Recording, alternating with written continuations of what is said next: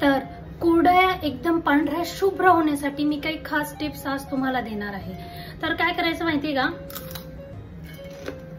कुरडयांचा चीक घ्यायचा अर्धा भाग आणि अर्धा भाग त्याच्यामध्ये फेअर अँड लवली मिक्स करायची, छान मिक्स करायचं आणि त्याच्या कुरडया बनवायच्या। एकदम पांढऱ्या शुभ्र गोऱ्या गोऱ्या पान फुलासारख्या छान कुरडया येणार तुमच्या। आणि त्यानंतर खास महत्वाची टिप म्हणजे आपण उन्हात कुरडया वाळत टाकतो, मग त्या टॅन होतात, लाल पडतात, काळ्या पडतात। मग काय करायचं माहितीये का, त्या कुरडयांना थोडं सनस्क्रीन लोशन चोपडून द्यायचं। मग त्या टॅन होत नाही, काळ्या होत नाही, लाल होत नाही, पांढऱ्या शुभ्र गोऱ्या गोऱ्या पान फुलासारख्या छान राहतात। तर अशाच टिप्स जाणून घेण्यासाठी मला फॉलो करा, इंस्टाग्राम, फेसबुक, यूट्यूब, जिथे दिसेल तिथे। रस्त्यावर फॉलो करू नका, रस्त्यावर फॉलो करू नका, ओके।